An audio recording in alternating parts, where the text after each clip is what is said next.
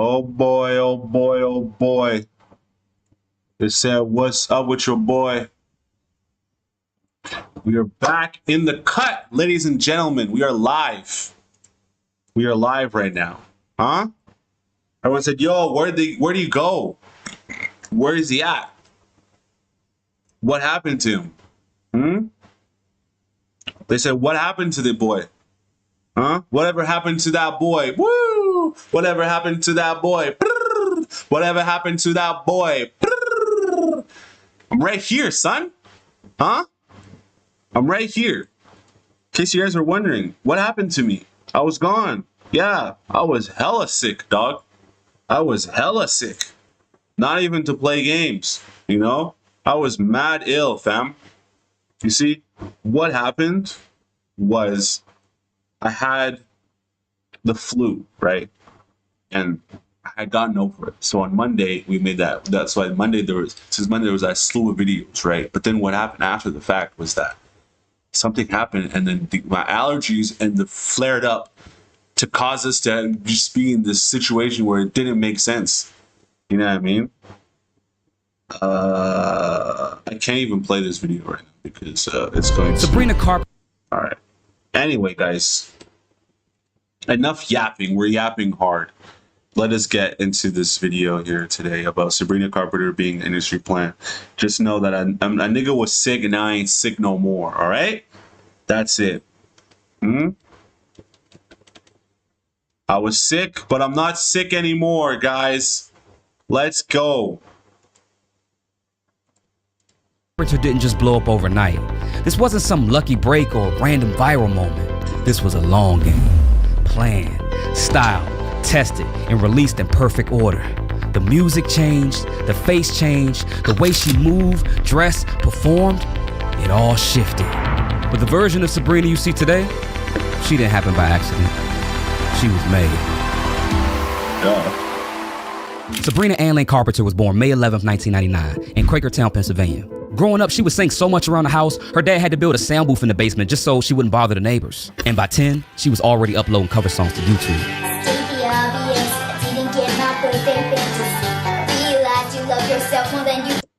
For anybody who's out there saying, yo, it all depends though. It all depends. You have people that they hop on the scene 2-3 years later, they're already doing whatever the case might be. But this is another example to go show you that most overnight success is not overnight. It's years and decades of just consistently working towards the craft. That same year, she placed third in an online talent contest tied to Miley Cyrus's fan club. It was a small-time win, but it was enough to put her on a casting director's radar. She started getting a few small acting roles, and even an appearance on Law & Order SVU. But in 2014, she landed Girl Meets World on Disney Channel. Sabrina, you play best friend? Yes, I play Maya. Tell me a little bit about your character and your role. Maya's the one that gets everybody into trouble. She's the rebel of the bunch, and... However, she didn't get the lead role.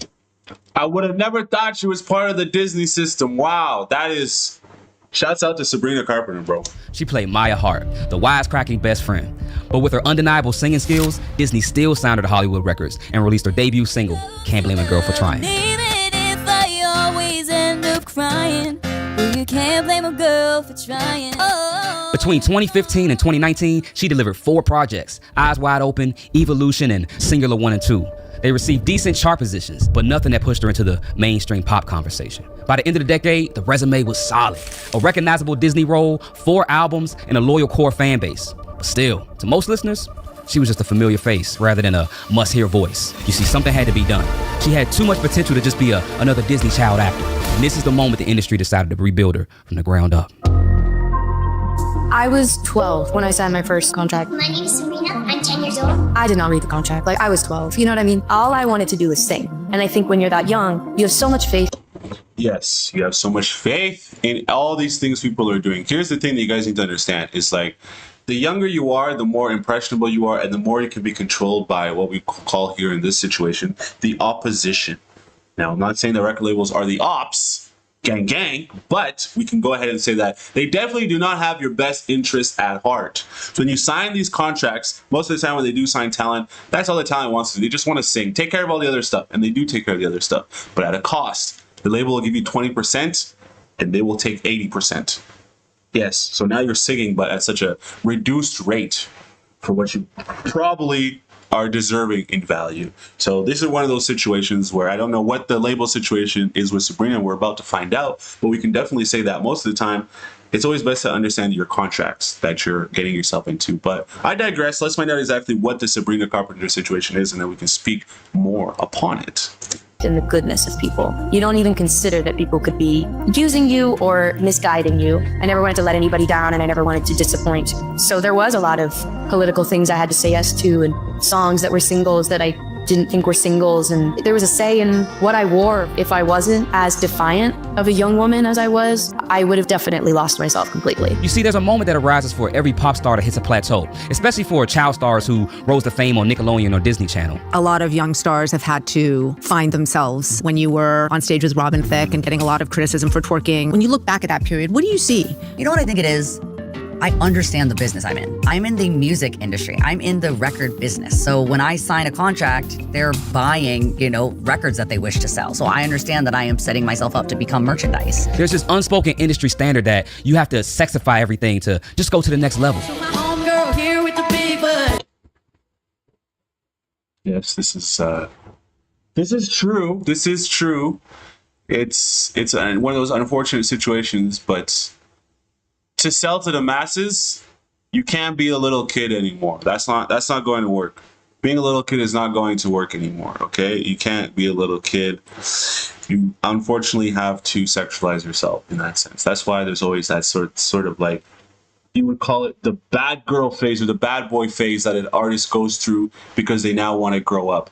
Prime examples of this are, mind you, after Chris Brown did that whole situation with Rihanna, what happened? He became Bad Boy Breezy. Got all tatted up. Okay?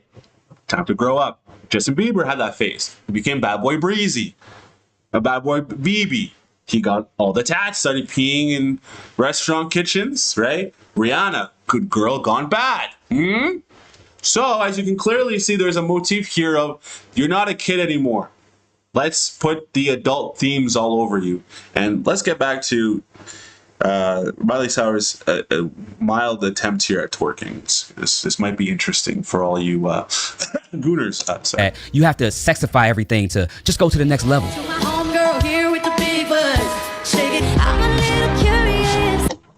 I think she's shaking thighs more than she's shaking, but anyway, I digress. Even though she's not a child star, even Lady Gaga had to change her persona before being released to the masses. Stephanie, turn it up! In my bones, but I'm so full of Yeah, I'm sorry, but Stephanie ain't gonna sell, bro. She looks like Jughead, dog. There's something in the industry called artist development. Sometimes it's as harmless as taking dance and singing lessons. And other times, it's nose jobs, BBLs, and turning all your songs into sex metaphors. What? Lessons. And other times, it's nose jobs. Wow. I did not see that one. She got nose done, and she got the little golf ball chin thing done up. Jobs, BBL. Wow, the BBL. She already had a bosom, though. A booty. She already had the booty. The booty got plumped up even more? And turning all your songs. Jesus Christ, you guys. I mean, I get it, but this is why you have this weird epidemic now of the lust factor in men, dude. Holy cow, guys. Anyway, I mean, this isn't new. I shouldn't be surprised by this. The sex metaphor. Camaraderie. In early 2021, Sabrina's Disney deal expires, and she signs with Island Records. The first single under her new label was Skin, which stirred up a lot of controversy as people believed it was a diss track to Olivia Rodrigo. And you're probably with that blonde girl. Maybe you didn't mean it. Maybe blonde was the only rhyme. Whether it was intentional or not, it put her in bigger headlines than any song from her Disney era. But around the same time, fans began swapping side-by-side photos. And whether her facial changes came from surgery or just normal aging, it lined up perfectly with the next phase of her brand.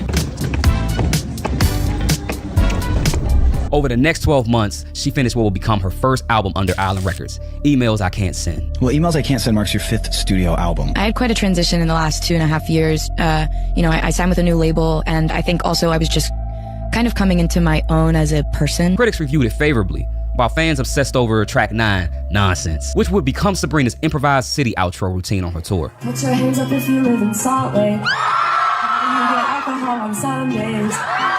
women. Happy April Fool's Day.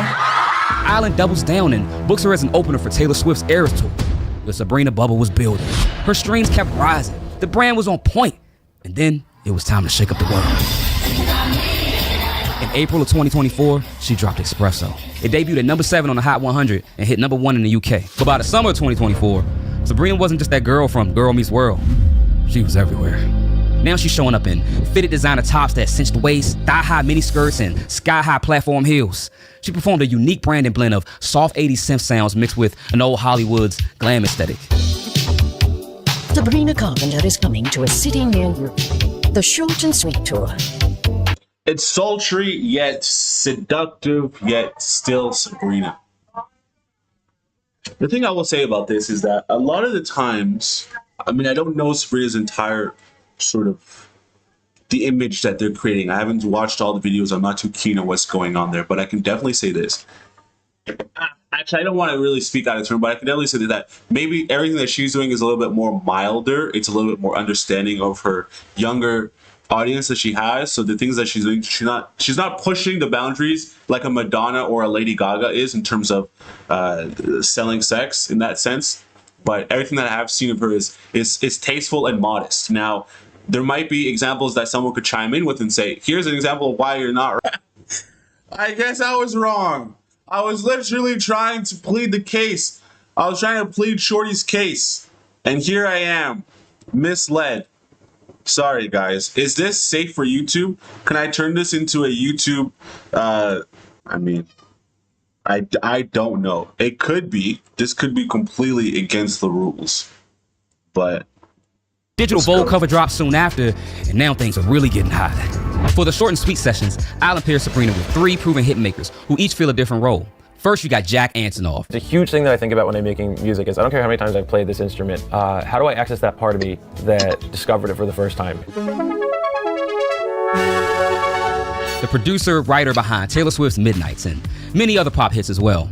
He handled roughly half the album, layering bright 80s synth pads and live room percussion that gave the tracks like Please, Please, Please their clean pastel vibe. Ian Kirkpatrick, whose credits include Dua Lipa's New Rules. He brought the punch to tracks like Bed Count. Then you got Amy Allen, songwriter for Harry Styles, Halsey, Lizzo, and many others. She served as the album's main lyric partner. Take me to the studio when you created that song, and did you guys come from a coffee shop? How did that even come to your mind? We were in France and just having a great time, and Sabrina is such a good songwriter, and her personality is always like pulling these like new things out of a hat that I'm like, that's so funny. Like, where did that just come from? And she's just a dream to work with. The result?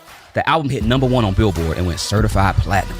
Even her 2022 album, Emails I Can't Send, sneaks back into the Billboard charts. New fans started to find her old work. There was clearly a big budget machine behind her. Stylists, playlist plugs, brand strategists. But it does seem like she's driving a car. What do you think is the biggest misconception about you? How much time do we have? You think there are a lot? Yeah, I think a misperception is that I don't write my music. I think a lot of people think because I have, a producer and co-writers that I love that I'm sitting in the room on my phone not writing songs. By the time Short and Sweet hit its full stride, Sabrina's live show was every bit as calculated as the rollout. The thing that is very interesting when it comes to all this is the pop world, right? You have, everyone was like, oh, is Taylor Swift writing her songs? Yes, Taylor was writing her songs. Is Sabrina writing her songs? Yes, she is writing her songs alongside co-writers, right? That's allowed in the pop world. When we find out that Kanye has writers or songwriters and things of that sort, or guest producers or ghost producers, that's not a problem. But then when we find out that Drake has a ghostwriter, everybody wants to completely tear him down without realizing that Drake is also in the pop realm. So there's always this sort of tension between the fans and creators in terms of if the person actually writes their own songs. Are they just completely manufactured? They're just some sort of plant. They sit there and they just listen to what everybody has to say about them and they just act on their impulses and whims like some sort of robot, right? There's always that thought. So it's interesting to see that Sabrina is actually in control of her own reality. You know what I mean, fam? But the same elements that kept her name trending also opened up a new line of criticism.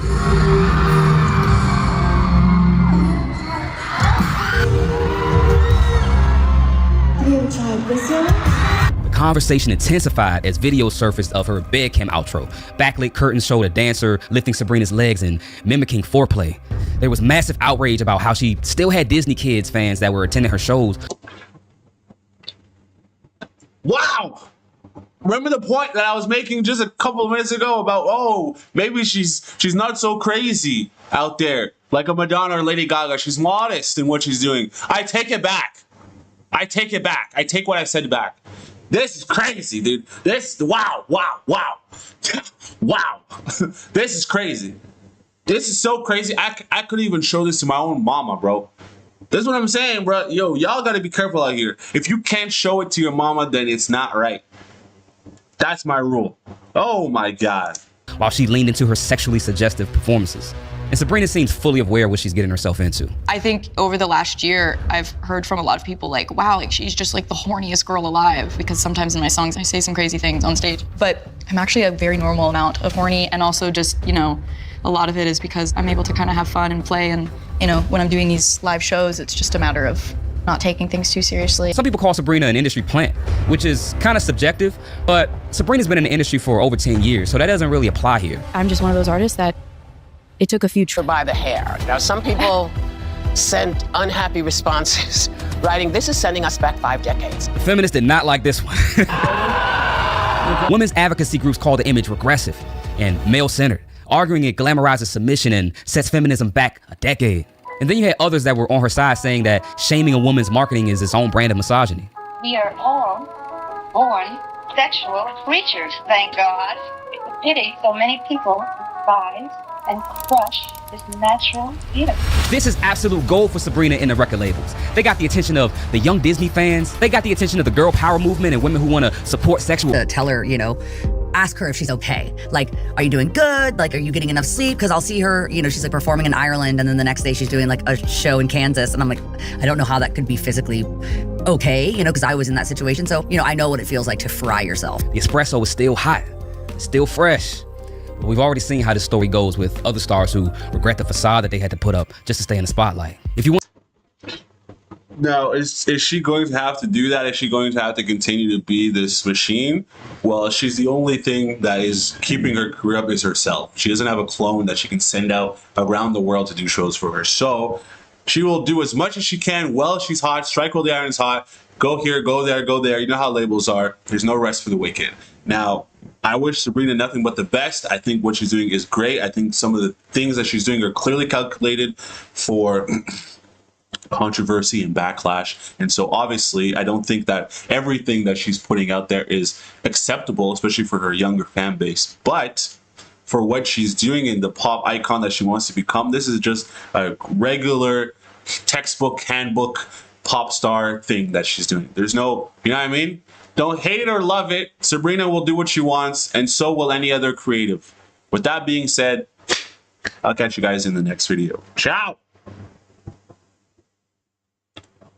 They tried to tell me that I wasn't cool. I don't know about that thumbnail, bro. Listen, when it comes to these thumbnails, YouTube sometimes likes to punch me in the booty, so I don't know what's going to happen. I just don't know. Will they accept that or will they not? I'll clean it up, I guess. I'll clean it up a little bit, you know what I mean? So we don't get completely destroyed. All right. So we don't get completely baffled. Look at this. Will this pass on YouTube? This is crazy, dude. I mean, it didn't get flagged in there. Should it get flagged here? All right, well, I'll try it. I'll see. I'll do it on my other account so that if we get hit with a strike, it's all right. Anyway, guys, yeah, let's get into this next video, all right? Let's cheap viewers on Strambuzi. Oh, wow. Shout out to the cheap viewers on Strambuzi, bro. Shout out, dog.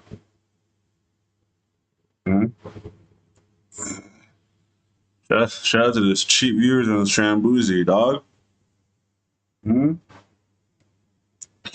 Let's get into this. Oh, sorry. What am I doing? Sorry, I'm just trying to figure out. Let's go.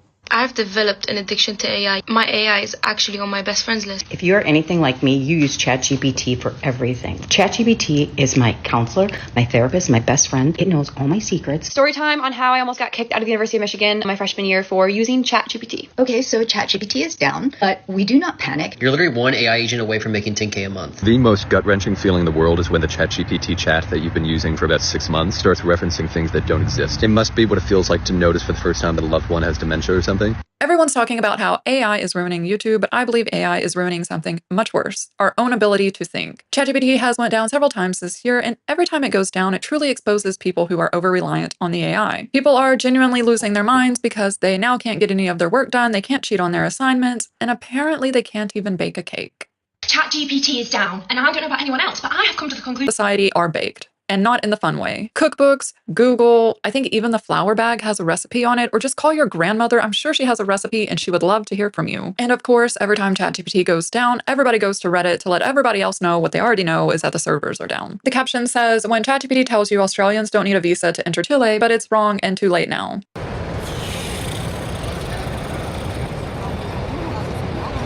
People are now relying on ChatGPT for... Wow, you guys, what's the case that we can plead for here? What can we really say? What's our thoughts? What are our thoughts on this? Where do we stand when it comes to this? I think with anything, you got to be careful, man. You got to be careful. And here's a perfect example as to why we need to be careful. With every advancement of technology, it seems we keep getting dumber and dumber. The more further you get removed from nature itself, you sort of have a cognitive decline, all right? Predictive texting came in, autocorrect came in, and it's to the point where if you try to write stuff on paper, your brain kind of becomes stupid and you forget how to write simple words. Like right now, grab a pen and a paper and write down consciousness. I'm pretty sure you just spelled some of those letters wrong. I'm pretty sure of it because there's no autocorrect, there's no this, there's no that. So now there's the whole now there's not just a hijacking of words, but now there's a hijacking of modus operandi of people's lives. What you're going to do today, how you're going to do this, information you need on that. Some things should still be mouth to mouth versus an AI telling you this is the answer. Because just like the guy who went to Australia, I'm sorry, my guy, but you're wrong. Travel information, which as we know gets updated. It's not always the same. ChatGPT, of course, can not only have outdated information, it can also hallucinate. This is fascinating to me because this was such a simple Google search, but it's like people don't want to Google anything now. They don't want to search out information themselves. They just want answers given to them automatically, regardless if it's true or not. I was recently thinking about all the know-it-alls in the world, right? I think we all know someone who kind of just says things and you're like, where did you get that from? And I don't know where they get it from. They just pull it out of thin air, but they say it confidently because they themselves believe it and now they're trying to pass it on as truth. Last night, I went out with friends and one of my friends brought a friend. We were talking about space and I said, fun fact, the size of Neptune's storms are so large that they could eat Earth. And then little Tagalong speaks up and he goes, oh, that's not true, bro. That's not true. And I'm like, okay. So I take out my phone, I go to NASA's official website and I show him with proof that it is true. And he goes, no. He takes out his phone, opens ChatGPT and says, yo, Chat, is this real? You're using an AI model to fact check NASA. Why use brain when you have ChatGPT? It's truly amazing to me that people are doubting official sources of truth, such as NASA, and Whoa. NASA is not an official source of truth, guys. Most of the images are, drum roll please, AI generated. They've been for a long time. Let's not go and say that NASA is a source of truth. I'm sorry. No, let's not do that. For ChatGPT as their source of truth. People are now using AI to cheat during their interviews. You're leading an army of ants in a battle against grasshoppers. What's your first strategic move? I think my first strategic move would be to assess the terrain and identify any natural advantages that we can leverage, such as narrow paths or elevated areas. So you can see the AI has been listening to the conversation and it just outputs the answer and she's kind of reading it off. I understand, okay? I understand. The interviewing process, job hunting, I get it. It sucks. I think imposter syndrome is something we have all struggled with at least at some point in our careers. And if you can't answer the questions in an interview, I don't know, I feel like you're setting yourself up for failure. I know employers themselves are using AI, so now potential employees are fighting writing back using AI themselves. But I think this will just lead employers to coming up with new tactics to see, are you using AI? I think we've reached a point with AI where we can confidently say this is not a tool that is revolutionizing learning. This is a nightmare that is destroying learning. Not once have I seen a single student use AI as a resource or in a way that is even remotely ethical. 100% of times when I see students use it, it is so they do not have to think. I'm talking about putting an essay prompt into ChatGPT, not even reading the essay prompt, copying and pasting the results into a doc and submitting it without even reading it over. More and more teachers are coming out and claiming how AI is terrible for students, and I'm always surprised by the amount of backlash that these teachers get. There's a huge difference in giving AI to an adult to be used as a tool and giving AI to a student to be used as a crutch. An adult already has critical thinking skills, whereas a child hasn't developed their critical thinking yet. This is true.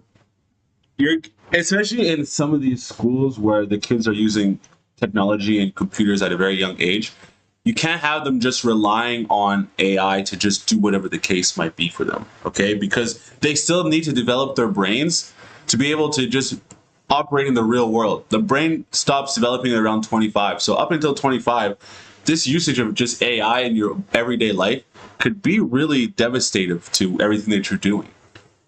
Take, for example, my niece, who, when she wants to do something or wants to be entertained, she goes onto AI to create short stories for her. Now, at that age, I was somebody who would sit around and make short stories myself. I would use my own imagination to create short stories. And so I think some of these creative, like, examples or creative outlets that kids would have at a young age of using their own imagination, I think if we just throw AI in front of them to create their imagination for them, I think that could be a little bit not the case that we need to be going. We shouldn't go down that road, fam. We should not. Students need to be writing things for themselves. Writing, reading, spelling, all of those things lead to critical thinking, abstract thinking, which is the basis of just learning how to learn. How can they fact check an LLM if they can't even on their own create their own stories? People also love to compare AI to when calculators were introduced. Have you ever asked a calculator how to boil an egg? Have you ever asked a calculator to write a resume for you? They're not the same thing. AI can do way more things than a calculator, including math, kind of. As the teacher mentioned, students just copy prompts and paste them into ChatGPT. And this is happening so often in universities that professors are now using a Trojan horse to detect AI. They're not even reading the prompt. The caption says, ChatGPT is down. Is it too far to ask Snapchat AI for exam answers? And then it uses Taylor Swift's song where it says something like, I've got nothing in my brain. Yeah, because you're using AI for everything. You haven't learned anything and thus you can't recall anything and you're not able to do your exam. And you're panicking now when ChatGPT is down. It's interesting that she wants to use a social media's AI to help her cheat on her exam when it's social media that destroyed our critical thinking skills and not just the desire to find the truth, but the ability to do so. People are now relying on ChatGPT for things like hiking. And it's leading users who I guess are not familiar with hiking to go on these mountains that still have snow and they're wearing sneakers. They're not even prepared. People are just sort of letting their whole life be ran by somebody else. I think that's the problem. I think the problem comes when you kind of lose this ability of self-control or controlling your own life, controlling the things that you do and leaving everything up to somebody else externally. Once you start to live outside of oneself, I think that's the greatest danger. Yes, we can use these technologies and whatever the case might be, but then put them away. Like when you're using social media, use it, post and put it away. When you're using AI, ask it a question, do whatever the thing might be, put it away, use it and put it away. Okay? You get back to just thinking. How could you go on a hike and allow the AI to guide, oh, go on the hike here, go. It doesn't know about the changing weather patterns. Why don't you just go ask a local in that area and say, what's the conditions to have to go out and rescue these people. People are relying so heavily on ChatGPT that they don't even understand that without cell reception, they can get no help from ChatGPT. In really life-threatening situations. So I said to myself one day, I sat there and I said, what if I just was in a sort of hypothetical extreme situation where my life was readily in danger? So I said to ChatGPT, I said, I'm currently in an airplane and the pilot has died. I need to figure out how I can land this airplane. And you know what ChatGPT did? ChatGPT was not able to help me. So in this hypothetical scenario where the pilot had perished and I was in this airplane and I needed guidance on how to land an airplane to save my life, ChatGPT failed to do so. And it was at that point I realized that relying on all these things is stupid. So I said to myself, maybe before you board airplanes or you go on anything crazy, maybe you should do some research on what to do in case worst case scenario, guys. Just saying. Just saying. It's okay. I'm just saying.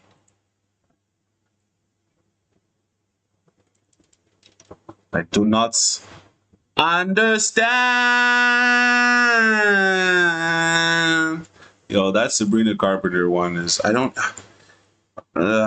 you know what? If I feel bad about it, I should probably not post it. You know what I mean? Like, I should edit it so that it's not so sultry. You know what I mean? All right, guys, let's get into today's video. Bonnie Blue's had enough in it, bruv. Bonnie Blue, bruv. Bonnie Blue, cheerio, Bonnie Blue. Cheerio, Bonnie. Bonnie Blue's about to snap, and it's been coming for a while. She got banned on OF, and that's kind of kicked this all off. That is, by the way, arguably the worst. How can you get banned off of... You know how much of a demon you have to be? You know how much of a straight demon you have to be to get banned off that platform, dude? The type of debauchery and degeneracy that goes on that platform, and you're banned? My God. Wow. Let's get into this video, guys. This is going to be nice. Last thing you could have done to her. It's even getting to the point now where she's having to wear disguises to go out in public.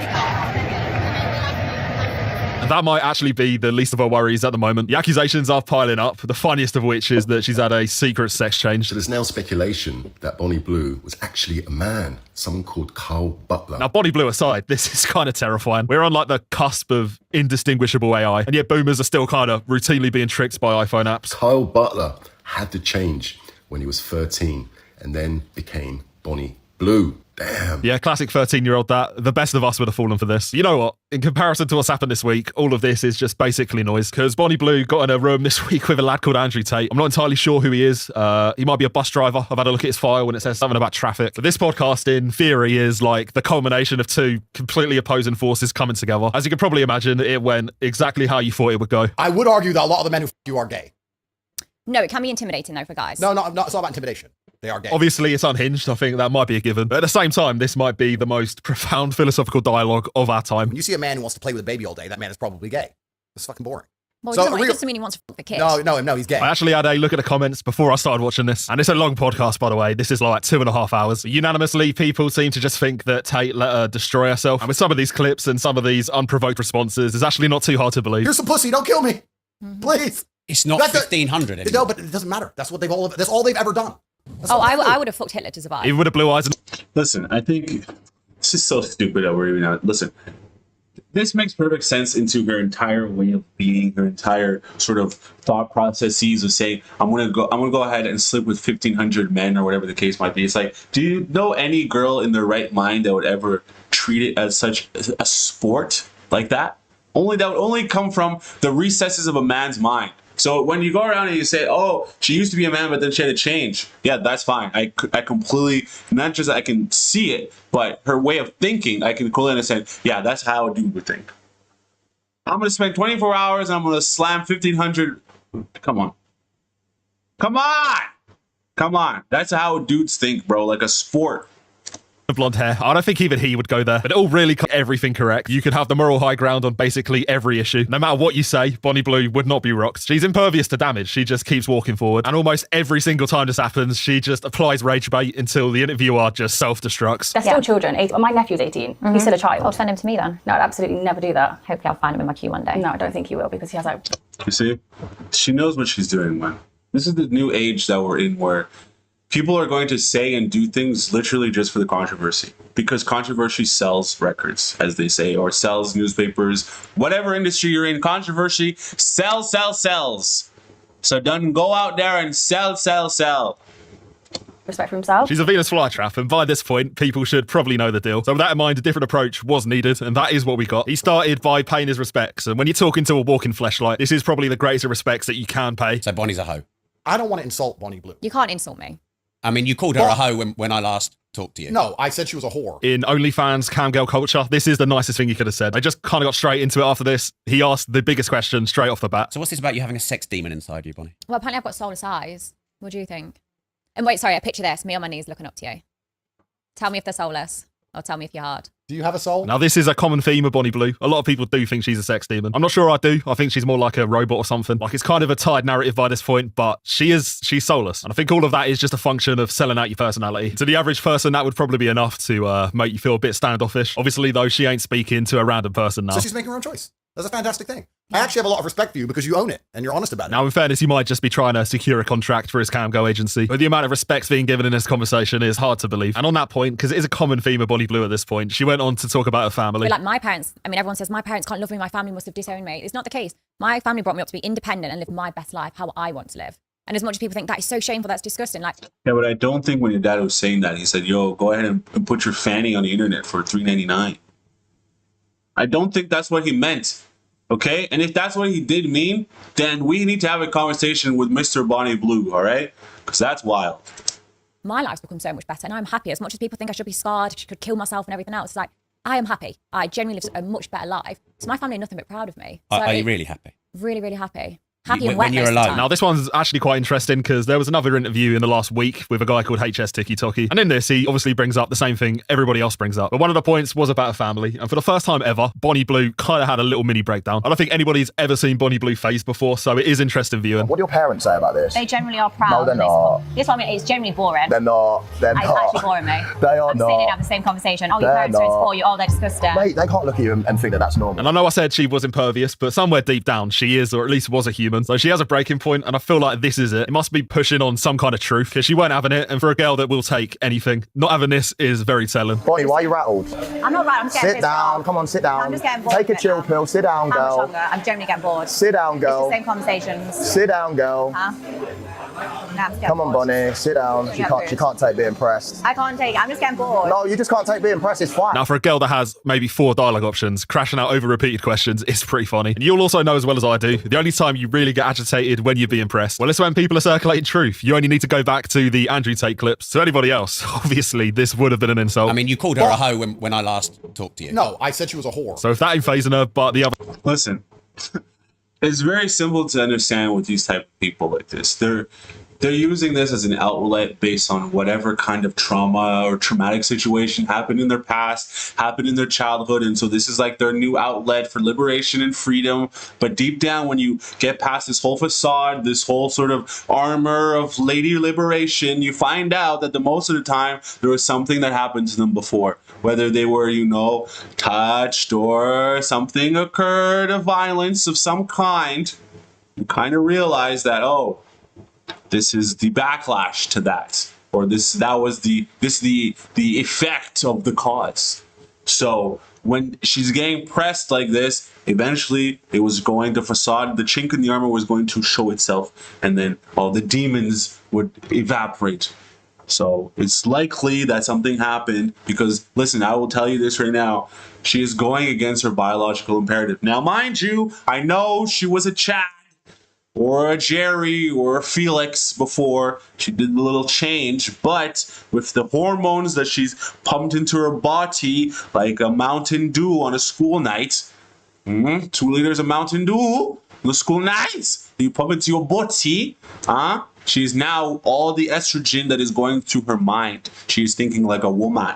So now that she's thinking like a woman, she understands that, hey, I need to have a baby. I need to do this. I know she's not the woman starting off, but now that she's put the Mountain Dew into her body, she believes that she's a woman. So she knows that her purity is the greatest thing that she can have. So the fact that she's flaunting and destroying it on the internet, going against the biological imperative.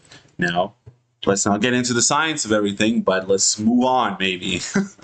Stuff is, then obviously there's got to be something there. This led me down quite an interesting path, to be fair. It reminded me of the old videos she used to do with her family. Like the ones about her dad, for example. These ones are so insane that it's hard to believe it's true. Dad say about it? Honestly, he loves it. Like, obviously he doesn't sit watching the videos, but like all my social media, my TikToks, he'll have a look at, and he's just proud seeing how happy I am. I've got these stamps and it says like, I slept with Bonnie Blue, I want to sleep with Bonnie Blue and stuff. And like, I was practicing them on my dad, and my dad was like, I need to go to the pub after this. And he's like stamps all up his arms to say he slept with his daughter.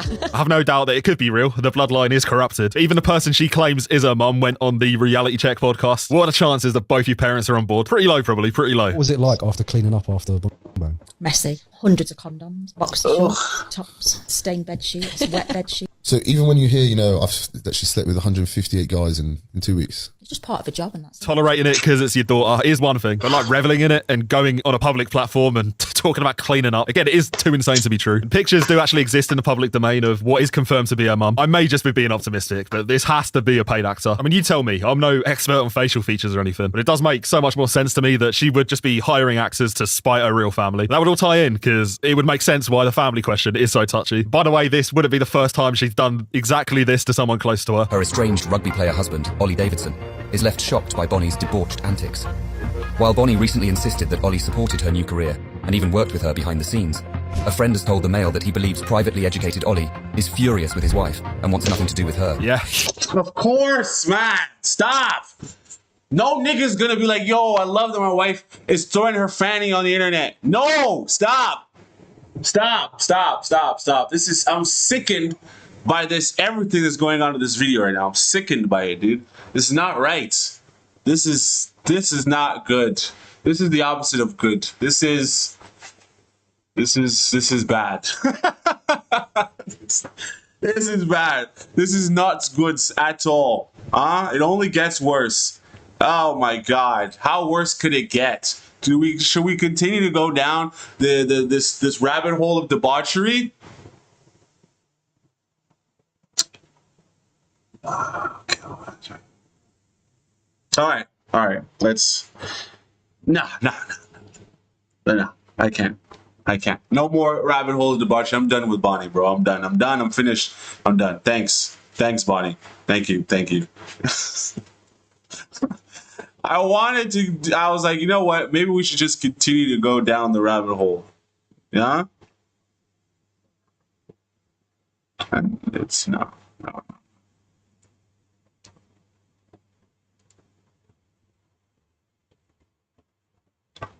All right.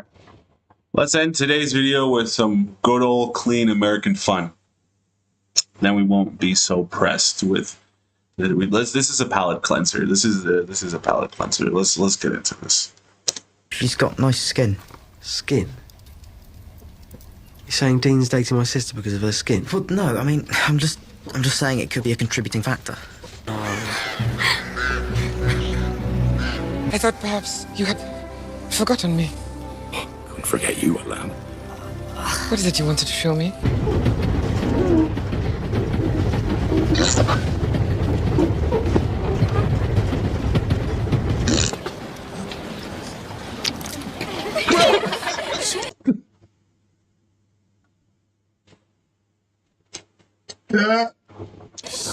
They use a cane and some Brutus's boy?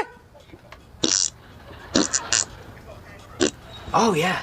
Yeah, I've been beaten loads of times. Excellent. This is cozy. It's a broom cupboard. You should feel right at home then. All right, close your eyes. That way you can't be tempted. Close your eyes. I can stay hidden up here too if you like. Everyone, this is Luna Lovegood. Oh, I'm sorry. Don't worry. After you figured that out? Who could possibly figure that out? That's completely mental. Yeah, isn't it? I suppose I was a bit distraught. I'd like to leave. What? You can't be serious. That happens to be my sister. So? What if she looked over here and saw you snugging me? Would you expect her to get up and leave?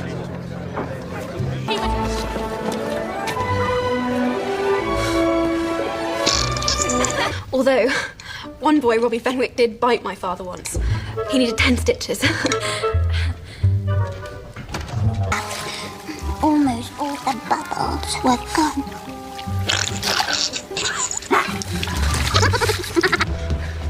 I mean, I didn't know they had Negroes in Harry Potter. That's a new thing. That's new for me. I didn't know that. That's new. New for me. All right, gang. I think that's about it for today's video. I think that's good. If I have other things there. All right, Rambo. Relax, buddy. Rambo, you want to be on the stream, buddy? You want to be on today's stream? The stream is over. We went outside today, though. Wasn't that fun? You enjoyed life outside. Didn't you enjoy that? Didn't you enjoy that? All right. Anyway, guys, look at Rambo's here. Say hi. Say hi, Rambo. Say hi. Rambo, say hi. You gonna say hi?